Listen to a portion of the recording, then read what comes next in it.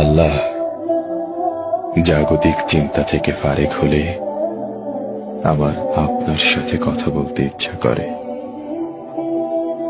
অথচ কোলাহল পেলেই আমি আপনাকে ভুলে যাই। বিপদ পেরিয়ে গেলেই হয়ে উঠি উদ্ধত। নিজের হাসরের দিকে তাকালে দেখি গুনাহের ভারে নুয়ে আছে আমার মিজান। পুলসিরাত পার হব, নেই তেমন কোনো জান। আল্লাহ, গুনাহ করলেও আমি আপনাকে ভালোবাসি। পাপী হৃদয়েও অনুভব করি শুদ্ধতার অনুতাপ। আপনার সাথে আমার কথা বলতে ইচ্ছে করে।